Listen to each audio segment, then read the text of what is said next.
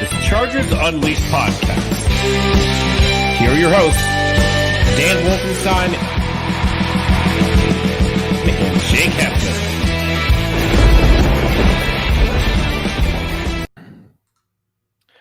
Welcome to another edition of Chargers Unleashed. Jake Hefner and Dan Wolkenstein here with you from the LAFB Network. Today's show, of course, being brought to you by UFC Fit in Temecula, Charger Bolt Family, and Bet Online. If this is your first time tuning into the show, you could, of course, hit that like and subscribe button on YouTube. Follow us on Facebook, Twitter, Instagram, Spotify, and Apple Podcast. Dan Wolkenstein, good morning. Good. We are this much closer, which is not much from our last show.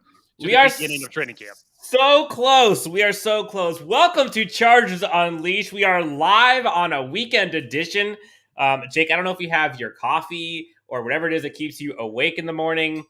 My go-to, my friend, is Watermelon Monster. Just Watermelon Monster now. Definitely perks me up in the morning. Noted. For everyone who is in the chat live with us, welcome to Chargers Unleashed. This episode is for you. We want to make sure there's as much engagement and interaction with you as possible. You can give us a call. You can give us a text to 31032 and submit your questions. You can comment in the chat as we continue through this episode. Lots of fun stuff to talk about.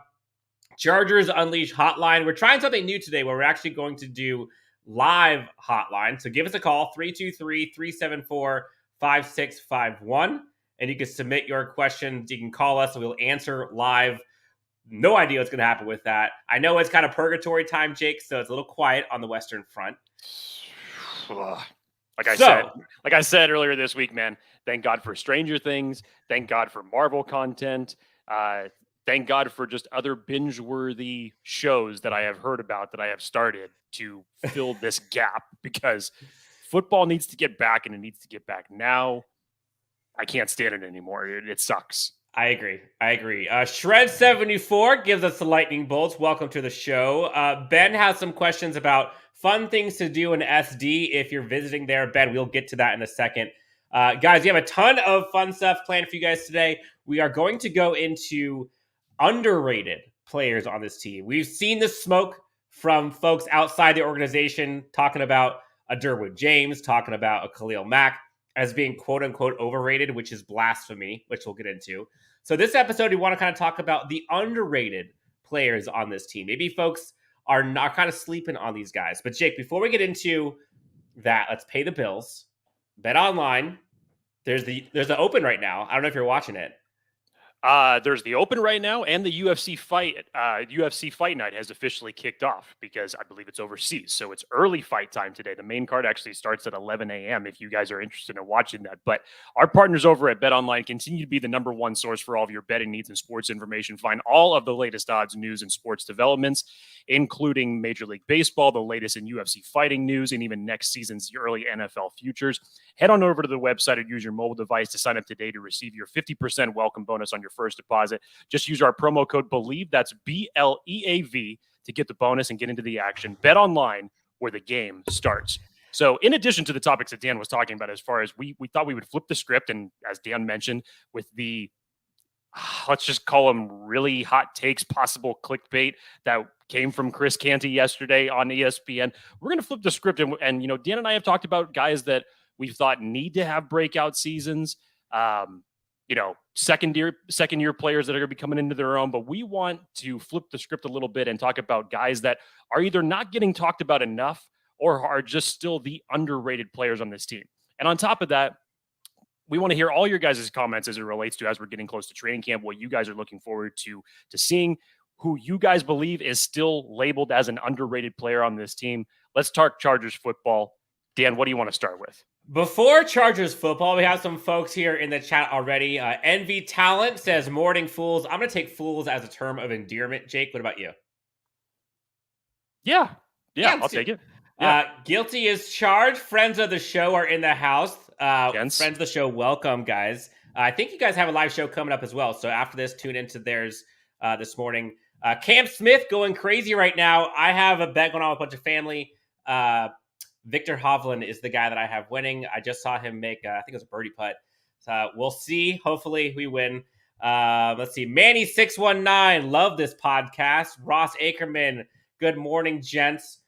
Renee has a question before we get into the things to do in San Diego, Jake. There was some rumors and stories going around this week about about Sean Payton coming to the Chargers. And there were 3 destinations that he was interested in, one of which was being the Chargers. Renee asked, how credible are the Sean Payton rumors? I will answer this way. Okay. They are credible. Not a chance in hell. I mean, look, did he say this? Sure, that's been what's been reported. And if I was Sean Payton, coming off of my tenure as the Saints coach, where I had Drew Brees for the majority of my career, I would look to Justin Herbert as well to say, yeah, I would love to coach him up in Los Angeles. However, I just don't see that happening. I think the team is fully invested in Brandon Staley. I think you've already seen the narrative in the team change since he's been here. You've seen the changes from the coaching staff that he's put together, what he's done with Justin Herbert's development. All those pieces are just in place and moving forward at this point in time. So, no, I don't see Sean Payton being the next head coach of this Chargers team. No, and I did find it, I think I tweeted about this when it came out, but I find it fascinating, Jake. There's still those Telesco haters out there who are they're there. Are clamoring about like Telesco needs to get fired because his roster sucks. And much like the Easton Stick enthusiast, those Tom Telesco haters are still out there. It's incredible that a coach of the caliber of Sean Payton is wanting to go to the Los Angeles Chargers. Like, imagine a world 10 years ago where there were coaches clamoring to come to the Chargers because of how good this roster was. So it's kind of ironic how people hate on Telesco, yet he has built probably one of the top 3 and arguably the best roster in the NFL. I mean, look, by no standpoint are we trying to say that Tom Telesco is the best GM in the league, because he's not. Is he flawless in all of his moves, whether it's through the draft or free agency? Absolutely not. But when you think about the position that he has put this team in now alongside Brandon Staley, I think that he did moves that he normally would not do. And obviously he had the benefit this past season of having the most cap space that he has had since he has been the GM. So that's also been a nice luxury to have. But in terms of how he's switched the narrative of building this young talent, obviously going through a number of different head coaches during his tenure here, I think he's found something special with the camaraderie between him and Brandon Staley, and together, I think they're putting together one hell of a roster. Yep. Envy Talent comes in here. A good quote, 4 words. In Staley, we trust. You could also say fourth in Staley. For folks who are interested, you can get 25% off at LAFB Network shop. Use the code Unleashed. You can get your fourth in Staley t-shirt. I've got mine. You can also get a fourth in Staley hat. I forgot I was wearing this today. Support your coach, who honestly, Jake, I would not be surprised at all if Brandon Staley becomes more than just a coach on this team in the future. Not necessarily next year, but I can see him kind of having that talent to where he can do more than just coaching, which we've seen a lot. Okay, back to the earliest question, Jake. First one we had, fun things to do in SD. For folks who are not in the San Diego area, there's a ton, whether it's, if you're a foodie, whether it's you like to go golfing, whether you like to do things Gaslamp District, the zoo, want to go party, got Gaslamp Gotta District. hit up a Petco game. Even if you're not a Padres fan, you still have to go out and experience that stadium. Arguably the best stadium in the country, Petco Park. You got the beaches, you got Carlsbad, you got Ocean Beach, PB, La Jolla, Del Mar. I mean, you take your pick. Fun things to do. But I would recommend, if you're going to go up to the Del Mar area in Cardiff, there's a place called Seaside Market. I would check out, they have Cardiff Crack. If you had not heard of it, now you know. It's insane. Go to check out Seaside Market in Cardiff. And then Lucha Libre, taco shop / burritos. Love it. Okay, enough about food, enough about San Diego. Let's see here, Jake. So let's start it off. Underrated players going into this season.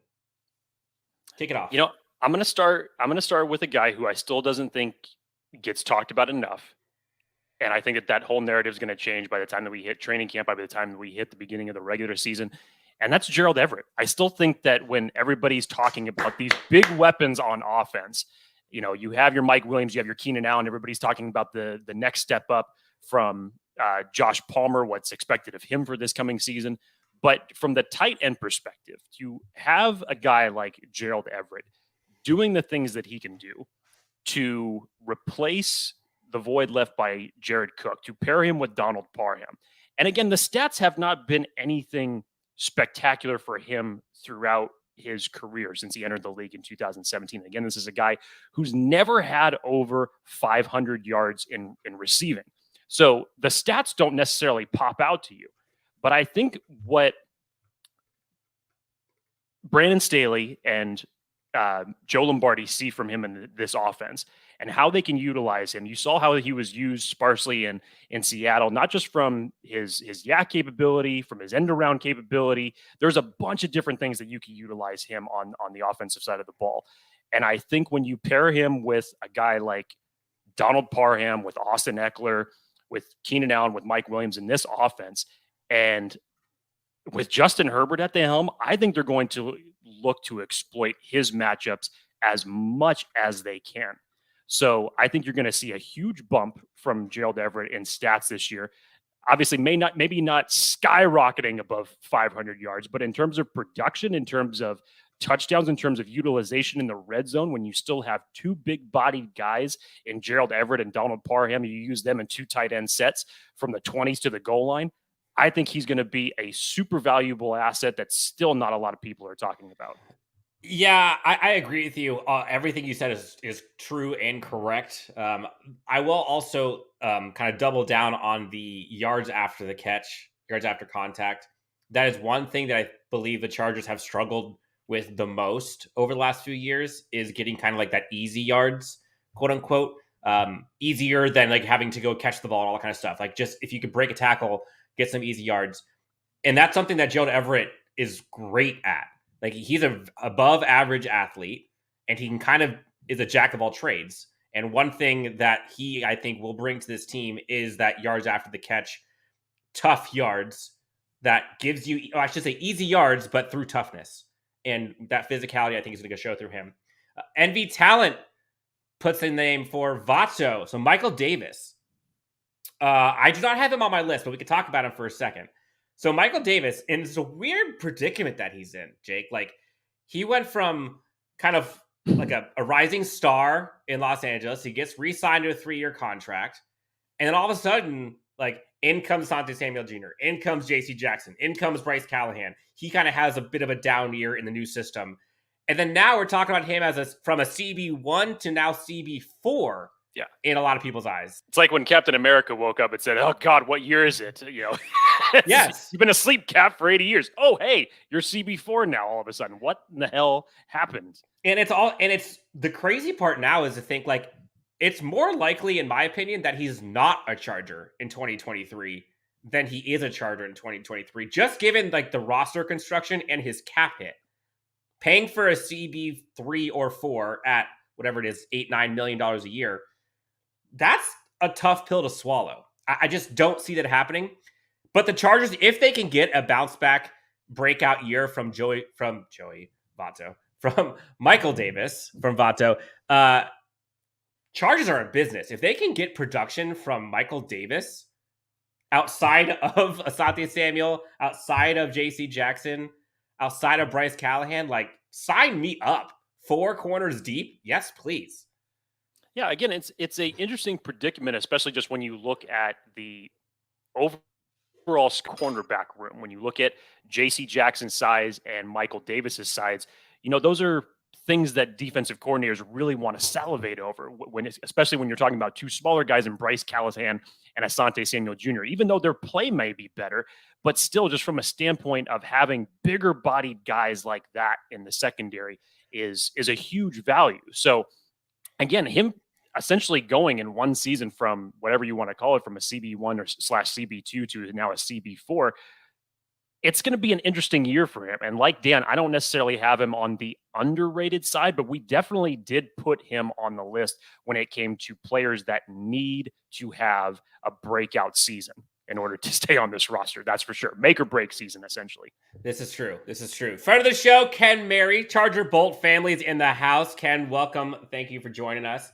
For folks who have not had a chance, go check out the Charger Bolt family chat. They actually are on Facebook. They have all kinds of memorabilia, fun community to be a part of. You can get stuff signed from the likes of Keenan Allen, from Derwin James, from Justin Herbert, Joshua Kelly, Kenneth Murray. The list goes on and on and on. Great squad to be a part of. Check out Charger Bowl family. Manny619, whose impact, would be greater? Pipkins having a decent or average year, or Spiller stepping up and having a good year at RB2? This is actually a fascinating question. Both of those things I think we'd like to see happen. But in my opinion, there's a clear answer of what needs to happen. Go ahead, Dan. And I think it might surprise you. I think it's Spiller. Oh, that was not what I was expecting. No, okay, I know. Go ahead. Okay, I can't wait to hear this. Now, the reason for that, Trey Pipkins, I think, is going to have kind of an average year. Like, I think he was average last year, if we're being honest. Like, maybe a little below average. But the Chargers can make do with that. They can scheme around that if he's not able to perform at that level. Like, Justin Herbert still had an MVP caliber season when he didn't have a right tackle, if we're being honest. So I don't think that is as crucial as everyone is kind of fearing. And if you have a bad right tackle, yes, I know the Max Crosby game week 18, that sucked.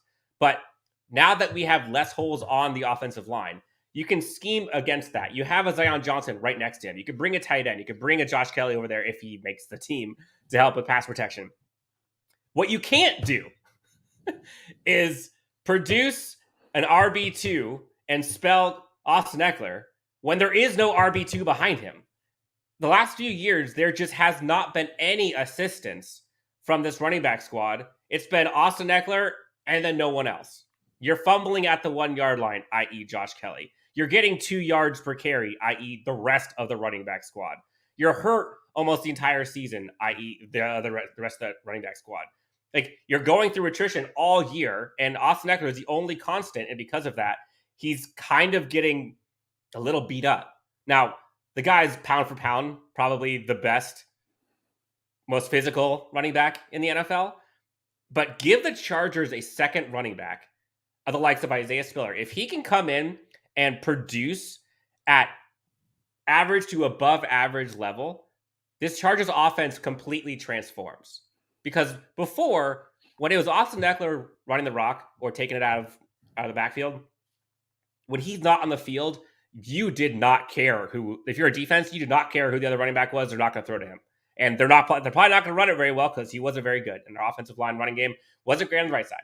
Now, bring in Isaiah Spiller and bring Isaiah Spiller and Austin Eckler at the same time. I think an RB2 productive season means far more, in my opinion, than a above average right tackle, only because of the surrounding cast. See, I'm going to go the opposite with that, Dan. And I say that just because I'm excited to see what Spiller is going to bring to this running back room. I've been on record multiple times saying that I think that Justin Herbert is not going to be as productive as he was last year, but not for the wrong reason, specifically because I think the Chargers are going to put more of an emphasis on the running game and trying to not have Justin Herbert play hero ball so much. Get us into a position where we can run the ball and grind down the opposing defense. And especially if you can get a two-headed monster like Austin Eckler and Isaiah Spiller to be productive, then that's going to be a huge valuable asset for this offense. But Dan, at the end of the day, who's blocking for the likes of Austin Eckler and Isaiah Spiller? I mean, how many times could you remember last year of a productive run being had to the left side as opposed to the right side? And on top of that, from the right tackle perspective, it just controls so many aspects outside of the run game from Justin Herbert's protection. I mean, it really took a shot to the Chargers offensive line when Oday Aboushi went down last year. Because even when you had Brian Bulaga go out after the Washington football team, Washington Commanders game, whatever you want to call it, the right side of your line was still serviceable. But when he went down, it really just opened things up on that right side in a bad way. We saw Storm Norton get exposed so many times.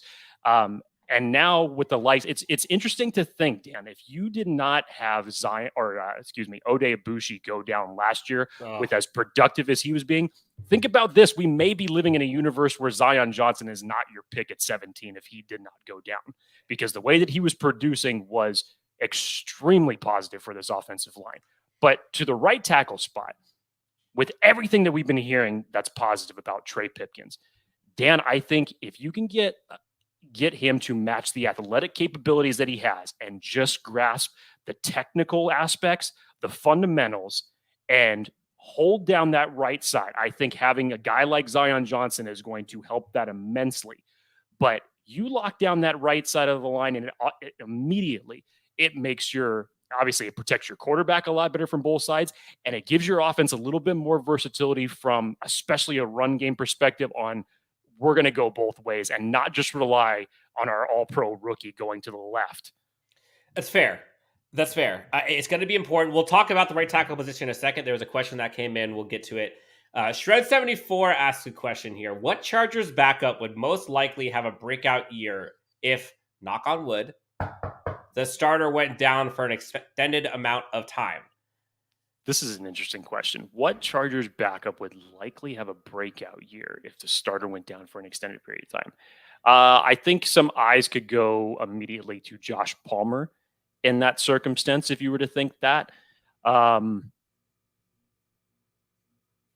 be interested. I mean, I already know that their expectations are high for him, and I think they're going to utilize him in the defense a lot, but that would be Mark Webb if anything happens in that. But I still think he's going to be utilized a lot more, even in the starting rotation than we would think. JT Woods is another one. I think JT Woods, if he was to be brought in, and let's just say, for example, if he was to be replacing Nas Adderley, then it is going to affect your defense as a whole because you're not going to be able to utilize Derwin James in the same circumstance as you would. Maybe not as much as you would, because this is what everybody has been saying this kid has been drafted for, because it gives you so much more flexibility on putting Derwin James all over the field. Yep. I was wondering if he meant to do this, knock on wood. Like, I don't know if that was a play on words, knock on woods. I would have said JT Woods, actually, because I think as much as he is a backup, quote unquote, I think he's going to provide instant production on this team. And I think he's going to play himself into maybe not a starting role, but into like productive snaps that you would probably not see from other ones that come in as rookie. Another one I would say, I think this might just be purely based on opportunity, but Kenneth Murray, I think, could have an opportunity. Like, he has a ton of stuff, but he's not the backup though. He's now going to be the starter. Is he? I highly doubt we're going to see Kenneth Murray as the linebacker with the most snaps. Like, Drue Tranquill will have more than him. Okay, so who's playing next to him? I think you'll have Kyle Van Noy playing next to him. You think Kenneth Murray's going to be starting? I don't think that. Look, first off, I don't think that Kyle Van Noy. I mean, I know that he is versatile enough to where he can play edge or whether he can play linebacker. I do not believe that unless it's an emergency scenario that someone has to go down for, that they're going to have Kyle Van Noy play linebacker. I think they're going to still keep him exclusively as edge 3. So I think that, again, this is why I have been so timid about the linebacking unit. True. Because of the fact that you have Kenneth Murray coming back off the injury. We know the dismal season that he had last year. And with the expectations for him this year coming in to essentially replace a guy in Kaiser White who had a phenomenal year last year, there's huge expectations for him. And the fact, let's not forget, Dan, you also invested a first-round pick. You traded up for this guy. So how can the Chargers not, whether you agree or disagree with that fact, go into the year with the depth that you have behind you and who's left on the roster? How can you not essentially put everything into the Kenneth Murray basket? And that could be a good thing or that could be a bad thing, however you want to look at it. Envy talent. I had it time here. Fayoko. But then he comes in here afterwards. I don't know how to spell his name. It's Fahoko. Jake, do you see him providing kind of production that we may not be recognizing? You know, this is actually a good segue because Brendan Fahoko was another one of the guys that I had kind of more as the underrated players that we were going to be talking about on this list. And I definitely think when we get down to final cuts, I know everybody's had their differences in, how many defensive linemen the Chargers are going to keep, which ones are they specifically going to keep. I've seen ones where Brendan Fahoko was the odd man out. He didn't end up making the 53 in some people's projections, but Brendan Fahoko, especially if we're talking about run defense, is one of the most underrated players, especially along the interior of this defensive line. Last year, given, the lack thereof of production from Linval Joseph, from Justin Jones, Brendan Fehoko, just kind of under the radar, put together statistically one of the better run stuffing of interior defensive lines that were on this roster. And let's not forget, the Chargers were essentially in the bottom 3 in run defense last year. So he was one of the bright spots when you really break down the statistics. So I like the idea of Brendan Hoko sticking with this roster. I hope he does. I think if you were to be rotating out Sebastian Joseph Day or Austin Johnson or Morgan Frost, whatever combination it is, he's a key piece from a depth standpoint that I think, to answer 2 questions. 1 is underrated, it's not being talked about enough. And then 2, from the standpoint of if there was anybody, God forbid, that would go down from a starter perspective, that they would have a chance to step up and make a good impact. Jake, Philip Tranter has a comment here. The right tackle situation is getting crazy. Are they just handing him the job? I'm assuming they're referring to one Trey Pipkins. Does it feel like to you that they are handing him the job, or does it feel like he's earning it? I think, well, you could look at this from 1 of 2 ways. Some people could look at it as Trey Pipkins getting handed the job, or you could look at it from Storm Norton essentially lost the job when you look at the play from him last year. And even Brandon Staley kind of subtly in a way was saying, after, I can't remember if it was the Cowboys game or after the Raiders game, but he said some comments like to say, I think Storm kind of got an idea of where he's at. I think I'm paraphrasing there, but that was so much his line. I think that the work that Trey Pipkins has put in, and yes, even in the small sample size against the games in Kansas City and Denver, that he stepped up in a big, big way and had the 2 best games of his career thus far. It was a huge improvement and a lot of positivity to build up on, to say, if we can give this guy the shot based off of what he did for us last year in those big time games, can he put it all together? And hey, so far he's doing all the right things. You're training with Rashawn Slater and Duke Manyweather. You're going out and you're learning the fundamentals. You're fixing the things that have essentially plagued you since you have been in this league. So I think mentally he's better. Physically he's better. And as a technician from an offensive line standpoint, he's going to be better. So I think it's more Trey Pipkins is earning it rather than just being handed the job. I would agree. We're continuing the most underrated players on the Chargers. We heard some people talk crap about the most overrated players on this team, so we're going to flip the script. Most underrated. Jake, I think one that it's refreshing to see the play, but it's kind of infuriating to see people kind of sleep on him. One, Nas Adderley. You and I loved what we saw from him coming out of Delaware. He got injured. He kind of was a little slow starting at the gate. And even last year, with the few times where he was in position, you think of like the Terry McLaurin should have been an interception, which turned into like this miraculous McLaurin catch. I don't know what the hell people want from Nas Adderley, but like, well, I do know that they want him to catch a few more interceptions. Okay, fair. And I think we could all agree. Fair. But Nas Adderley has been a darn good safety. He had, I think, 75-ish tackles last year. I think he was in the right position. His run support, I think, was far improved. I think his instincts were showing there. He was a tad behind there were some times where it looked like he was thinking a lot. And he would be like a split second because he's kind of out of control trying to get somewhere at the last minute. But Nas Adderley had a pretty damn good season last year.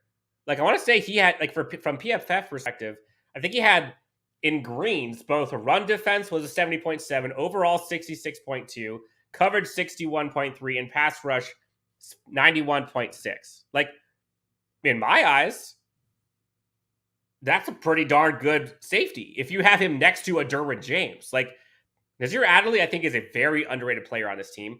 Again, one of the other players that we talked about that is going into a contract year, that he's going to be balling out this year because he knows money's on the line. I would take Nas Adderley. The other thing that you, I thought you were going to mention there, Dan, because I think it was 73 solo tackles, by the way. Okay. Because I'm right with you just in terms of the season that Nas Adderley played last year. But you know what it was? It was everything on Nas Adderley since he's come out of college has been the perfect pairing to be with Derwin James as far as a free safety, strong safety combination. And he was supposed to be the ball hawk type of guy. But outside of that, obviously there were a bunch of interceptions that kind of just went through his fingertips on a number of occasions. But the physicality that he played with last year, you go back and you look at some of the hits that he was laying on guys. He brought a real physical just sense to his game last year that I think he can build on moving into this season. So, yeah, I definitely would agree here as far as Nas Adderley being one of the more underrated guys of this defense. Chorizo con papas, which honestly sounds amazing right now. Adderley took a major step in his tackling. He was horrid 2 years ago, really improved. You can't argue that. Hey, friend of the show, Hefe, Kansas City, here talking about the Chiefs again. I love it wouldn't be a Chargers Unleashed live podcast without our resident Chiefs troll, Hefe KC. But you know the Chargers are onto something when you have like opposing fan bases in our live chats just on a Saturday morning. Yeah. We'll take it. Ross Ackerman, I love the Nas blitz. He's so fast. I agree. Ross Ackerman, 99 total tackles. Yes, that was combined solo and assists. Brian Yates comes in. Defense going to hold up. I would agree. Jake, question came in about Derwin, actually. Someone texted in to the hotline here. Let me pull this up. We've got, sorry, this is live. Jerry Walker came in with a question. Shout out to Jerry for tuning in. What's up, Chargers Unleashed and Bolt fam? Hi, I was wondering, when do you guys think that the Chargers are going to extend Derwin James' contract? If so, how soon do you guys think they can get a deal done before the season starts?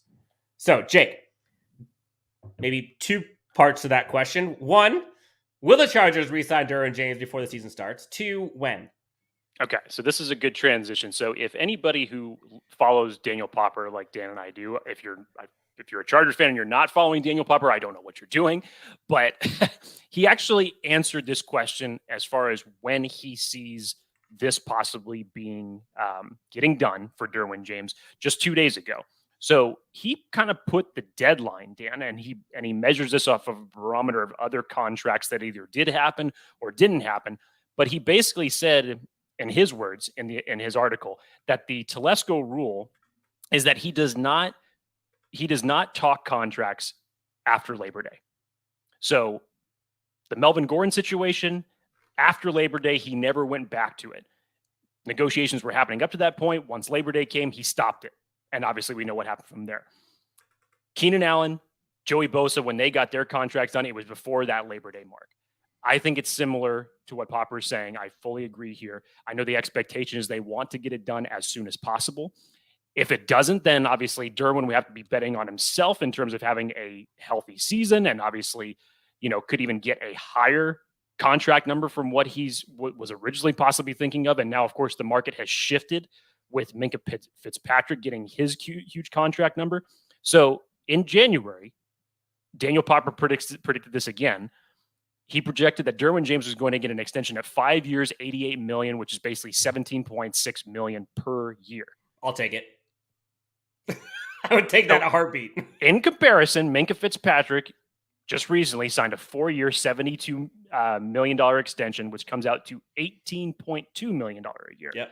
So that 17.6, I think you're going to have to go a little bit higher on the original projections that Popper put out in January. But I know there's some things that are not shaking out the way that Bengals fans would want for the Jesse Bates contract. And you do have a bunch of safeties that are coming up on contract years. So especially this is just one that we as Chargers fans would just like to get done, get out of the way. Much like the Mike Williams extension, when you saw what that took place, as opposed to right before all the wide receivers and free agency just started going berserk. In comparison, it's a deal. It's a steal at this point. Christian Kirk's contract to Mike Williams' contract, it's absolutely ridiculous. So, yes, let's get this done sooner rather than later. And if this barometer is true, let's get it done before Labor Day.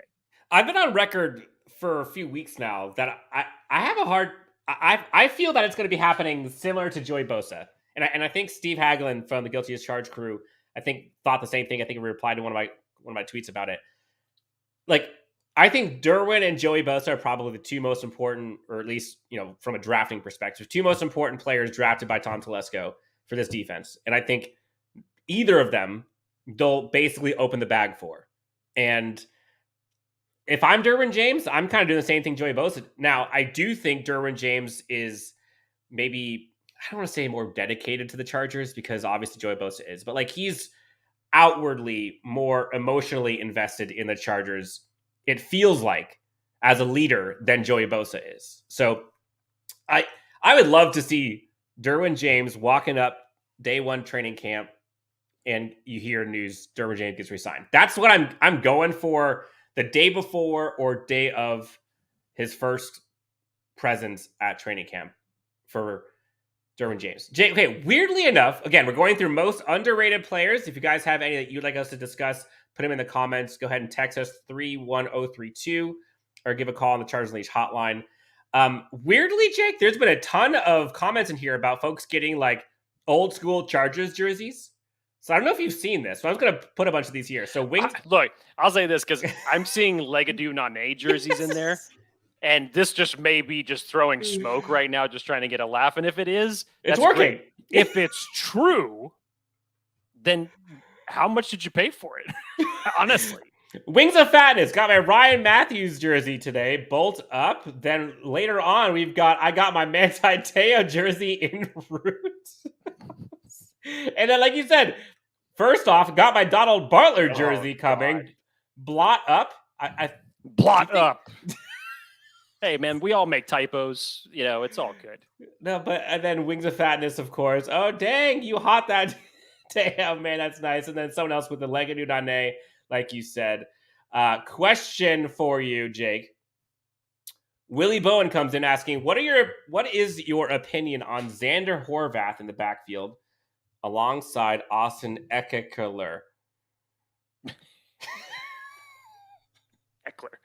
I said this earlier on this week that I fully believe that Xander Horvath is going to take over the starting fullback position. I don't believe that Bobby Holly, or excuse me, why did I say Bobby Holly? Bobby Holly is who I wanted, who I wanted a couple years ago. See, my brain is already off. Considering that I really wanted Bobby Holly instead of who we have on the roster right now in Gabe Neighbors. But that just shows you where my thought of the fullback position is at. But Xander Horvath, yes, should be taking over Gabe Neighbors' position at the fullback. And I say that in a multitude of different ways from the standpoint of you kind of saw it last year from how Steven Anderson was utilized. As the fourth tight end on this roster, he was utilized a lot as essentially a halfback. And how they were able to utilize him coming from the fullback position and running a route to where he's going upfield, Herbert finds him and he goes off for 20 yards. So I think Horvath, especially from a catch perspective, brings a lot more versatility to the fullback position. Obviously, he's jacked. I would love to see what type of blocks he's going to lay on people. He's not going to be Mike Allstott, so don't anybody get like overly excited about that. But I'm excited to see what he's going to be able to do from a blocking perspective and from a catch perspective, because I think the Chargers liked his versatility, and much in the same way that they utilize Steven Anderson, I don't think they're going to try to utilize him in the same way. Yeah. We talked about this in the last episode of how many people we are going to have on this squad from a running back / fullback perspective. I think there's going to be 4 running backs and 1 fullback, and I think it's going to be Xander Horvath. And I like it. I like him. I think he's going to beat out Gabe Neighbors, although Gabe Neighbors is, very good friends with Justin Herbert. I'm not necessarily sure that that's going to go as far as he'd like it to. Someone in here, Jake Flybaker, compares Darwin, I think he means Derwin, to Rodney, and I'm assuming this is Rodney Harrison. Do you see a similarity between the two? I think if we're talking physicality-wise, sure. But, I mean, how you can use Derwin as more than just a safety, to me, surpasses Rodney Harrison in spades. Physicality-wise, yeah, I'll give it to you. But the chess piece that Derwin James is on this defense it just goes over the moon in that circumstance. Okay, so question for you. So someone came in here. Actually, this is interesting. There's 2 questions around Justin Herbert, and someone actually wonders about Justin Herbert being underrated, given him. Some people say he's outside of the top 10. Chorizo Cone Papas, can we say Herbert is underrated since some execs think he's not a top 10 quarterback? Well, are these the same execs or head coaches that thought Rashawn Slater couldn't play tackle because his arms were too small last year? He didn't have to go to center. Yeah, because I know what team they're playing on, and I'll tell you this, it's not a very high-ranked team. No, I don't think we can say that Justin Herbert is underrated at this standpoint. There's really nothing much more you can say after a 2020 Rookie of the Year campaign and the year that he put up when everybody was expecting him to have a sophomore slump in his second year. So, no, I especially with the weapons that he has around him now, there's no way you could say that he's underrated going into this season. I just hope that whoever said that Justin Herbert is not a top 10 quarterback, I hope we play that team this year. I would love to see that. Yeah. Please underrate Justin Herbert. That's fine with me. Let's see. Eckler is criminally underrated outside of fantasy leagues. Again, we've heard that all week. Austin Eckler I think he's an honorable mentions, right? I believe he was. I think because I think he was just outside of the top 10. I think he and Keenan were both honorable mentions in their respective positions. I mean, dude, Eckler 20 touchdowns and not even a Pro Bowler like that. That's a definition. I don't want to say just outside of fantasy leagues because yours truly had him on his fantasy team and he ended up winning the whole thing. So, yep. Even if you just look at it from a fantasy perspective, how could you ignore the stats of how valuable he was to this team? Yep. Shred 74. I missed Denario Alexander. Those were exciting times for the offense. Jake, do you remember those days? I remember those days fondly because I picked him up off of the waiver wire back in that day. But I remember when he just came in off the street and the first game that he had, it was just kind of like, whoa, this was amazing. I remember he only played essentially a half of that year with the Chargers. And everybody was stoked about him the following year. And then training camp hit and he went down and the rest was history. And it just felt so bad for a guy who had so many surgeries on his knees that was not able to, have enough health to make a good run for an NFL career. We're going to take one more question here before we get back to the most underrated players that Jake and I have come for this 2022 season. Jed Jacobson, how good does an offseason feel without panicking about kicker and punter? So, Jake, are you panicking about our kicking/punting situation? And then, regardless, how do you feel about the offseason? Like, what are some feelings that come to mind? I mean, this is probably the most secure that we as Chargers fans have felt about the kicking situation in at least 4 years, maybe 5 years, however you want to take it, considering who was our starter at that year. I mean, you go all the way back from the days of Nate Kading, you have your Nick Novak days, and then essentially it felt like you had a different kicker every 2 weeks because nobody could put it together.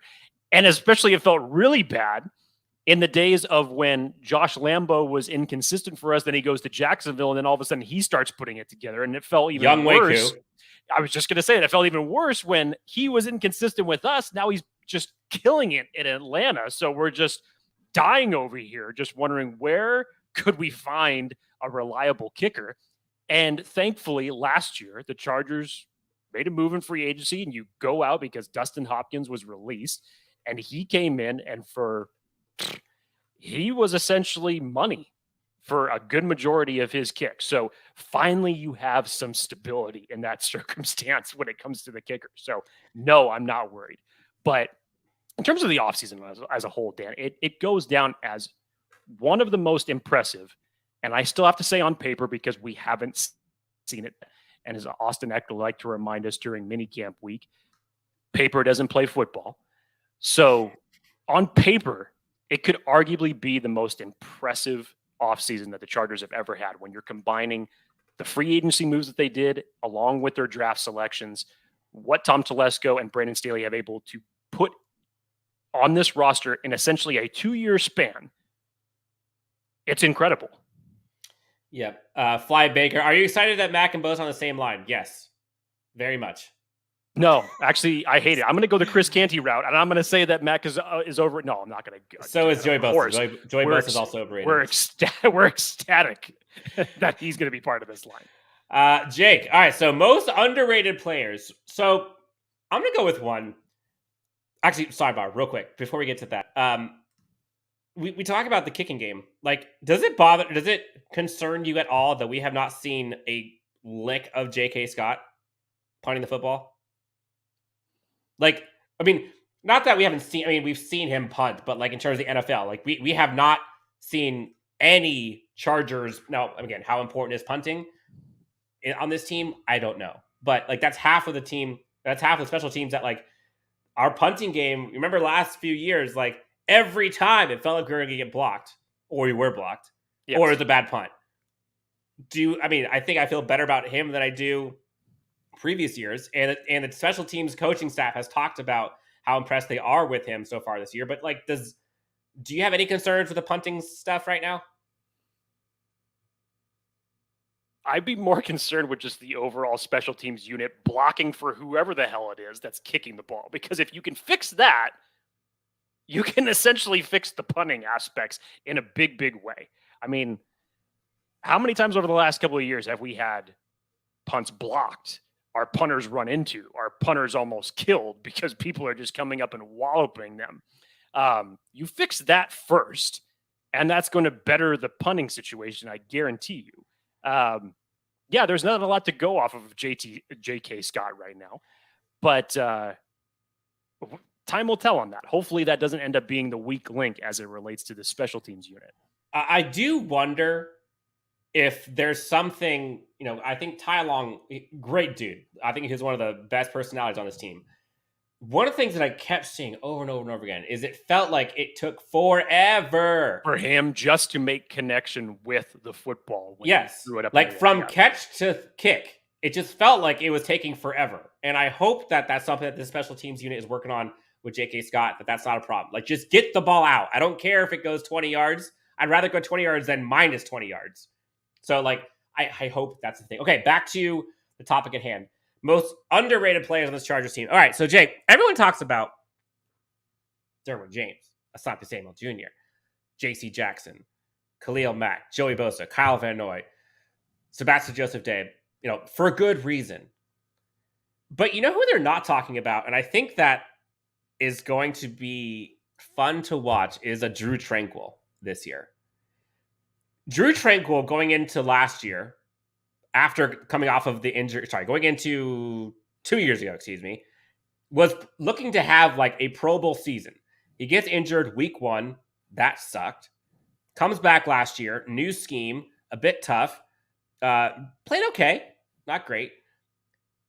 But Drue Tranquill coming into his second year on this team, I think he's going to surprise a ton of people. And I think he's being criminally slept on by not only folks outside the organization, but even folks who are Chargers fans. Like, when's the last time you heard someone talk about Drue Tranquill? And 2 years ago, he was like one of the most talked about guys in this team. Now, that does speak to the level of, talent on this team now. But like, Drue Tranquill to me is one of my favorite linebackers in the NFL when he's on. And give him instincts to give him a second year under his belt for this Brandon Staley defensive scheme. Like, it's hard not to get excited about this defense when a Drue Tranquill and his speed, athleticism, smarts is like the 7th best option on this team. Like that, I don't know. Do you think he's underrated?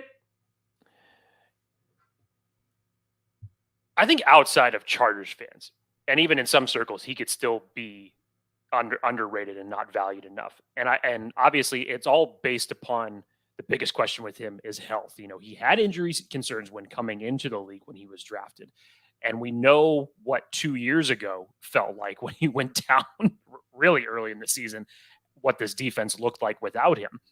I think if you can get him back to what he looked like in his first year and how he was able to not just play that linebacker spot in coverage, but you put him in a position to where he could shoot the gap on a blitz. He's fast enough to where he can do that. You get him back to that type of form of, obviously not just from a health standpoint, but how your defense can get creative enough with him. Now, the Chargers, obviously last year when it came to third down, was absolutely horrendous when it came to stopping those type of conversions, albeit through run or through pass. It was just horrible from a third down perspective. If you could start getting some of these opposing offenses in a third and long situation more often, I would like to see Drue Tranquill flying around the field because he's capable of doing that. And he essentially now is the true leader of this linebacking unit if he wasn't already last year. So I think he's ready for that challenge. I think as a player, he has an amazing football acumen and IQ. And if you can get him back to that form, that'll play huge dividends for this defense. Agreed. Craig Smith, I apologize. I did not see your comment about Drue Tranquill, but thanks Good to hear from you, buddy. Thanks for joining. Good to see you. Hope all is well. All right, Jake. So I have gone over, we've talked about Kenneth Murray. We've talked about Drue Tranquill. We've talked about Nas Adderley. I don't think we've talked about offensive players yet. I know we're wrapping up this episode. Jake, who are some of the other underrated players you have on this team? I think he will continue to be, no matter what stats he puts up, it's not going to matter. Outside of Chargers circles, in the media, he's not talked about enough. Some people do, thankfully. Some people have taken notice. Keenan Allen, I think, unfortunately, is going to be one of the most underrated players until the day comes where he is retired. I do not think that he is going to get enough notoriety before his playing days are done. Regardless about what you want to say about the guy, he is just a phenomenal route runner in this league. One of the best. When you hear other guys talk about their route running, they talk about him. Even Keenan Allen and Devontae Adams share kind of a camaraderie with each other on how they mirror their game off of what they want to do. And I went back, Dan, and I was actually catching it a couple days ago. I actually went back to the first meeting of the Chargers and the Kansas City Chiefs, if you remember how that game ended last year. Keenan Allen was just an absolute beast in that game. And the best part about it is that Tony Romo, and Tony Romo has been just such a great gift to commentary since he's been doing it. He really has. It's a third down play, and he's calling it right before the snap as far as where the ball is going to go. He knows it's going to Keenan Allen. PFF threw out a quote on July 7th that Keenan Allen, we have Dan, you have the 4th and Staley shirts on, but Keenan Allen says it's third in him. It's third in Keenan, essentially. And that's the truth. Everybody knows where the ball is going to go. And a lot of the times it doesn't matter if you know it, but you can't stop it because his separation is so good.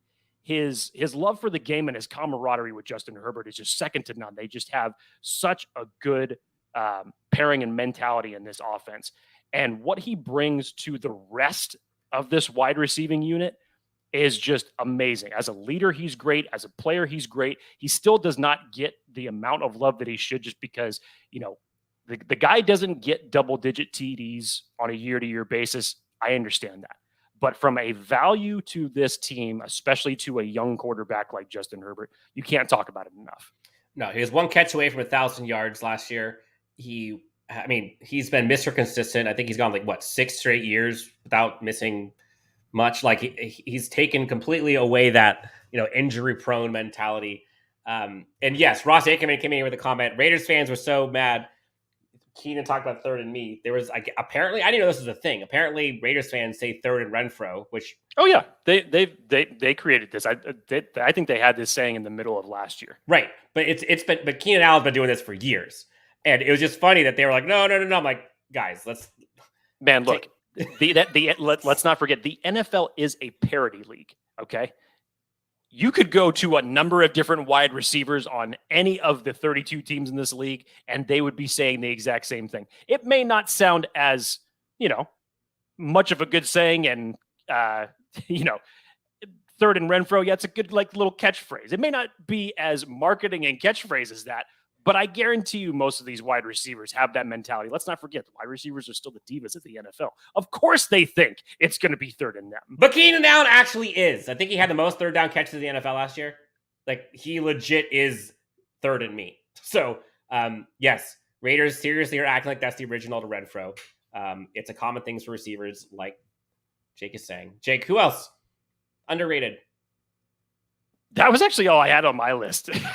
Brendan Fehoko was brought up. I brought up Gerald Everett. Keenan Allen was another one. You said Austin Eckler. I think you're due for one more, Dan. Oh no, you said Nas Adderley as well, but I think you're due for one more. So I kind of want to go on the offensive line because like there's a few guys that, you know, everyone talks about Corey Linsley, everyone talks about Rashawn Slater. Matt Feiler doesn't get talked about as much.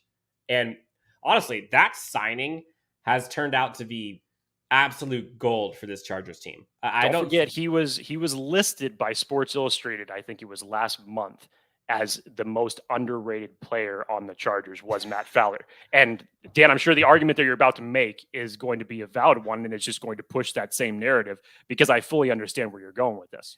It's criminal, like how consistent he has been, and for a Chargers offensive line whose interior offensive line was so bad prior to him getting here. Statistically, he has been one of the best interior offensive linemen in the NFL. And for the Chargers to have Matt Feiler alongside Rashawn Slater, again, like you're kind of casting the shadows a bit when you have Rashawn Slater, who's like an all-pro as a rookie. And then you have Corey Linsley, who's arguably the best center in football, and you're right between the two. That trio, including Matt Feiler, like if Matt Feiler wasn't there, like it looks very different. So again, I think it's pretty incredible to think now, Jake, how many players the Chargers team has on this team that have like legit skill. And we've talked about it ad nauseum, but like the challenge the Chargers have had in the past is that they're like incredibly top heavy. And then if one person goes down, the guy backing them up is nowhere near the talent level.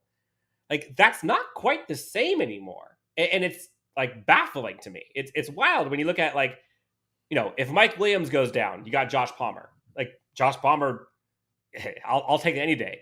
If Michael Davis goes down, you have other three corners. If Asante Samuel Jr. goes down, you know, you have Mike Davis there to back up. If I don't know, Drue Tranquill goes down, you have Kyle Van Noy.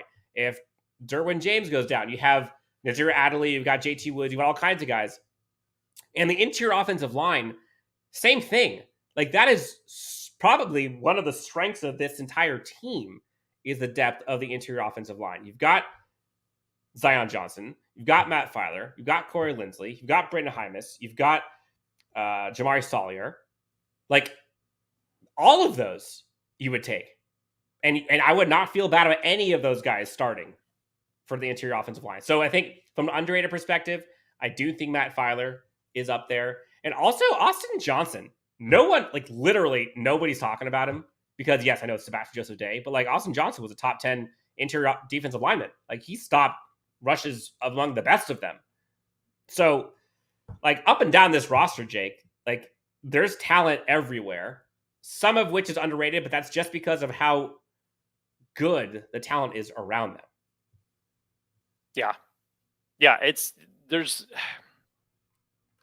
still amazing to me when we've said for years that it's always been the offensive line has essentially been the Achilles heel. And we've said it so many times that Phillip Rivers is probably sitting back in his couch right now at home, just going like, what in the actual hell, man? How come beyond 2006, I couldn't get an offensive line that was performing in this fashion? And I was running for my life. And for Phillip Rivers, who can't run, it wasn't very far that he had to run for his life. But still, you get my point. The investment of the offensive line, or the reinvestment that should have happened at least a decade ago, finally started happening a couple years ago. And you see that now with the draft picks of Rashawn Slater with Zion Johnson and the free agent moves of bringing in Matt Feiler and even at the time Oday Abushi and what we thought was going to look pretty good even in Brian Bulaga. Unfortunately, that didn't end up panning out that well. But still, you get the sense now that especially when you have a young franchise quarterback in Justin Herbert, because remember, let's not forget when Phillip Rivers finally took his first snap as a Charger, it wasn't his team yet. It was LaDainian Tomlinson's team. And that's what that offense was built around. It was Marty Ball. Now you have a completely different shift with it being Justin Herbert's team. He is the ship's going to go as far as he goes, but thankfully you have a coach now, and especially the way that the league has changed, develop more into a passing league. You need as many good offensive linemen to protect your franchise as you can. We're wrapping up the live Saturday morning Chargers Unleashed episode. Before we get out of here, we are partnering now. I know folks probably got a chance to go watch the mega crossover that we had a while back. We are also partnering with the folks over at Shock Therapy. Tyler Lawrence has created, I think this is his third year in a row, he's created a Shock Therapy magazine that kind of goes in depth on the Chargers roster and this upcoming 2022 season. He does a great job. We're going to be doing a giveaway here shortly, so be on the lookout for that. But giveaways will be coming for the Shock Therapy magazine. I think we're going to try to give away 3 of those if we can. Jake, anything else you want to tell the great friends before we head out of here for the weekend? I know the comment was in there. We didn't end up getting around to it, but I believe it was NFL Mike's Corner was asking us, Dan, if we were going to be at training camp on the 27th. And the answer is yes, we will be there. Practice starts at 9 a.m. Dan and I will both be there. Would encourage anybody who's in the area, if you're able to make it out on the first day of training camp, to come out and see everybody play, same time as today. So for everybody saying it was too early to wake up and join the show, I think you'll do it to watch some Chargers football, albeit in training camp. So would love to see everybody out there, but we'll be there first day of training camp on July 27th. Last comment, Jake. I don't know if you got a chance to listen to Chargers Weekly. Anthony Vu, according to Matt Money Smith, Tom Telesco learned his lesson after Andrew Luck retired from all his injuries. So on the last Chargers Weekly, I didn't get a chance to hear this, so this is all new news to me. It was actually incredible. He was talking about Tom Telesco's tenure over with Indianapolis and the drafting of Andrew Luck and kind of his career and some of the shortcomings of his career, specifically of what Tom Telesco was unable to do for him versus the similarity. And he basically drew incredible parallels between Justin Herbert and Andrew Luck. Basically, year 1 of Andrew Luck, or year 1, 2, 3, 4, 5, Andrew Luck is just absolutely getting obliterated. And they swing and miss on some offensive line help. Andrew Luck's getting bruised. And, he's not really sliding very well. He's getting hurt like crazy. And all of a sudden, he retires from the NFL. And Tom Telesco possibly could be taking that personally, where he did not do enough to build around Andrew Luck. And essentially what Matt Money Smith was saying was I'll be damned if I let that happen again, because it's not every day that you get a second chance at drafting a generational quarterback while you're GM. One, you get Andrew Luck, and now you got a chance to draft Justin Herbert. So now it's Tom Telesco, I'll be damned if I let Justin Herbert get bashed the way that Andrew Luck did. He goes out and drafts offensive lineman. He goes out and drafts and helps for defense now. And he was saying he wouldn't be surprised if he goes and drafts another offensive lineman next year. So it was interesting. Basically, Matty Smith saying that Tom Telesco has learned his lesson and is refusing to let it happen again. What happened to Andrew Luck will not happen with Justin Herbert, and he is going to protect Justin Herbert at all costs. That's the first time you've heard it. Do you see the parallel? Yeah, why not? I mean, I still think of it in the same breath of what I was just saying a minute ago about Phillip Rivers, and just Tom Telesco's been the GM of this team for over a decade, and I get if you're just triggering it from the standpoint of Andrew Luck retired in 2019, and obviously everything that he had to go through in Indianapolis. I think he had I think it was either 2 or 3 years that Tom Telesco was the GM there while Andrew Luck was there, but still, just from the same parallel. Why were these things not happening when Phillip Rivers was the quarterback? So it's just he's probably sitting back at home just going what the hell, dude? Come on, give me some help too. Yeah. So no. All right, guys. I think that's gonna do it for this episode. We're gonna wrap up with Chargers Unleashed live, guys. Thank you so much for tuning in. Incredible interaction, by the way. Anthony Vu, Fly Baker, NFL Mike's Corner. We've got Fly Baker. We talked about Craig Smith, friend of the show. We've got Kyle Tucker. Short answer to Craig's question there is when he says he can't keep missing camp. The answer is yes. Okay. And if it's for no reason, Craig, then to not miss camp, what's happening next April, my brother. Invitation's coming to you soon. Oh, there we go. Okay, guys, for Jake Hefner, you can find him at Jake T. Hefner on Twitter, myself at Chargers Homer. Again, if you guys do not already subscribe, hit the like and subscribe button on YouTube. Follow us wherever you guys find your podcasts. And on social media, on Instagram, Facebook, Twitter. Otherwise, Jake, enjoy your weekend. Do you have anything planned this weekend? You do anything fun?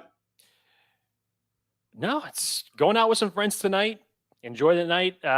Dinner and drinks, obviously. Tomorrow's just a relaxation day. Had teppanyaki last night with the wife. It was delicious. So can't falter that. It's just a relaxing, mellow weekend. But damn it, I need my Sundays to be occupied by NFL football once again. The good news, Jake, is we only have one more weekend. That doesn't help. That doesn't help. I told you the days feel like dog years during this purgatory season, Dan. Okay, don't remind me that there's 1 week left. Fair. All right, guys. For Jake Hefner, Dan Wolkenstein, LAFB, guys, thank you guys so much for tuning in to Chargers Unleashed. Have a great weekend. Enjoy the weather. Enjoy your loved ones. And we'll talk to you next time on Chargers Unleashed.